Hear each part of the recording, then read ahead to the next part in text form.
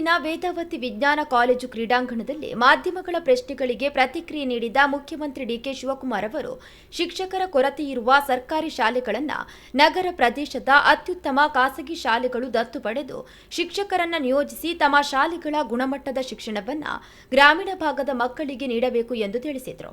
ಸರ್ಕಾರಿ ಶಾಲೆಗಳನ್ನು ಖಾಸಗಿ ಶಾಲೆಗಳು ದತ್ತು ತೆಗೆದುಕೊಳ್ಳಬೇಕು ಎನ್ನುವ ಆಕ್ಷೇಪ ವ್ಯಕ್ತವಾಗಿರುವ ಬಗ್ಗೆ ಕೇಳಿದಾಗ ಖಾಸಗಿ ಶಾಲೆಗಳು ಇದರ ಬಗ್ಗೆ ನನ್ನ ಬಳಿ ಹೇಳಲಿ, ಆನಂತರ ನಾನು ಪ್ರತಿಕ್ರಿಯೆಯನ್ನ ನೀಡುತ್ತೇನೆ.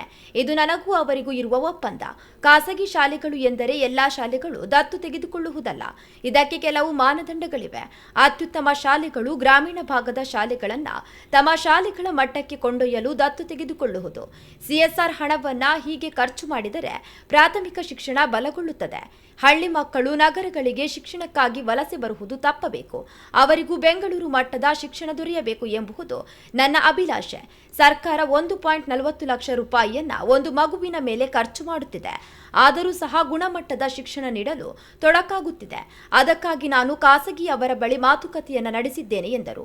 ಬಿಜೆಪಿಯವರು ಕಾಂಗ್ರೆಸ್ ಕಚೇರಿಗಳ ಮುಂದೆ ಪ್ರತಿಭಟನೆ ನಡೆಸುತ್ತಿರುವ ಬಗ್ಗೆ ಕೇಳಿದಾಗ ಬಿಜೆಪಿಯವರಿಗೆ ಅವಮಾನ ತಡೆಯಲು ಆಗುತ್ತಿಲ್ಲ. ಪ್ರಧಾನಮಂತ್ರಿಯವರು ಈಗ ಕಣ್ತೆರೆದಿದ್ದಾರೆ. ನಾವು ಸಂಸತ್ತಿನಲ್ಲಿ ಚರ್ಚೆ ಮಾಡಿ ಎಂದು ಆಗ್ರಹಿಸಿದ್ದೇವೆ ಎಂದರು. ಅನೇಕ ದೊಡ್ಡ ದೊಡ್ಡ ಬಿಸ್ನೆಸ್ ಮೆನ್ ಇದ್ದಾರೆ. ಒಂದು CSR ಪಾಲಿಸಿ ಮಾಡಿದ್ದೀವಿ. CSR ಪಾಲಿಸಿಲಿ ಏನಿದೆ ಅಂತಂದರೆ ಅವರು 2% ಹಣ ಸಂಪಾದನೆ ಮಾಡೋ ಹಣನ ಅವರು ತಗೋಬೇಕು ಅಂತ, ಏನು ಅವರು ಖರ್ಚು ಮಾಡಬೇಕು ಅಂತಿದೆ. ಒಂದು ಏನೇನೋ ಕ್ರೈಟೀರಿಯಾ ಇದೆ, ಯಾವುದಾದ್ರು ಕೆಲಸಗಳಿಗೆ ಮಾಡ್ಬೋದು ಅನ್ನೋದು ಕ್ರೈಟೀರಿಯಾ.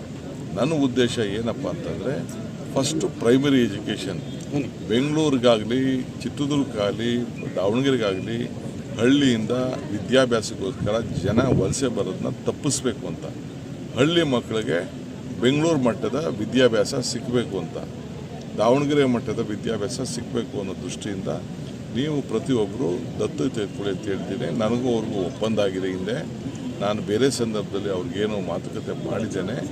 ನೀವು ಒಂದೊಂದು ಏನು ಈಗ ಎಷ್ಟೋ ದೊಡ್ಡ ದೊಡ್ಡ ಸಂಸ್ಥೆಗಳಿದೆ, CBSE ಸ್ಕೂಲ್ಗಳಿದೆ, ICSE ಸ್ಕೂಲ್ ಇದೆ, ಅವ್ರ ಮಟ್ಟದ ಒಂದು 4 ಜನ ಮೇಷ್ಟ್ರುಗಳು ಯಾವುದೋ ಸ್ಕೂಲಲ್ಲಿ, ಈಗ ರಘುಮೂರ್ತಿ ಕ್ಷೇತ್ರದಲ್ಲಿ ಯಾವುದೋ ಒಂದು ಮೂಲೆ ಒಂದು ಹಳ್ಳಿ ಇದೆಯಪ್ಪ, ಹಳ್ಳಿಲಿ ಮೇಷ್ಟ್ರಿಲ್ಲ ಅಂತ ಒಂದು ಕೊರತೆ ಇದೆ. 50,000 ಮೇಷ್ಟ್ರಿದೆ. ಸರ್ಕಾರ 1,40,000 ರೂಪಾಯಿ ಒಂದು ಮಗುಗೆ ಖರ್ಚು ಮಾಡ್ತಾಯಿದೆ. ಆದರೂ ಕೂಡ ನಾವು ಕ್ವಾಲಿಟಿ ಎಜುಕೇಷನ್ನ ಮೊದಲಿಂದನೂ ನಾವು ಮಾಡೋಕ್ಕಾಗಲಿಲ್ಲ. ಆ ದೃಷ್ಟಿಯಿಂದನೇ ನಾವು ಪ್ರೈವೇಟ್ ಅವ್ರಿಗೆ ರಿಕ್ವೆಸ್ಟ್ ಮಾಡ್ತೀವಿ. ಅವರೆಲ್ಲ ಬಹಳ ಸನ್ನದ್ಧರಾಗಿದ್ದಾರೆ, ಅವ್ರು ಮಾಡ್ತಾರೆ. ಬಿಡದಿ ರೈತರ ವಿರುದ್ಧದ ಪ್ರಕರಣದ ಹಿಂಪಡೆಯುತ್ತೀರಾ ಎಂದು ಕೇಳಿದಾಗ ಅವರೆಲ್ಲರೂ ನಮ್ಮ ರೈತರೇ, ನಾವು ಯಾರ ಮೇಲೂ ಒತ್ತಡವನ್ನ ಹಾಕುವುದಿಲ್ಲ, ತೊಂದರೆ ನೀಡುವುದಿಲ್ಲ ಎಂದು ಹೇಳಿದ್ದೇನೆ. ಅವರು ನಮ್ಮ ಜನ, ಅವರನ್ನ ಬಿಟ್ಟು ನಾವು, ನಮ್ಮನ್ನು ಬಿಟ್ಟು ಅವರು ಬದುಕಲು ಸಾಧ್ಯವಿಲ್ಲ. ನಾವು ತೀರ್ಮಾನ ಮಾಡುತ್ತೇವೆ ಎಂದು ತಿಳಿಸಿದರು. ಬೆಂಗಳೂರಿನಲ್ಲಿ ಬರ ಪರಿಸ್ಥಿತಿ ಹಾಗೂ ಪ್ರಗತಿ ಪರಿಶೀಲನೆ ಮಾಡುವ ಬದಲು ಚಿತ್ರದುರ್ಗದಲ್ಲಿ ನಡೆಸೋಣ ಎಂದು ಬಂದಿದ್ದೇನೆ. ಈಗಾಗಲೇ ಜಿಲ್ಲಾಧಿಕಾರಿಗಳು ಹಾಗೂ ಸಿಇಒಗಳ ಸಭೆಯನ್ನ ಈಗಾಗಲೇ ನಡೆಸಿದ್ದೇನೆ.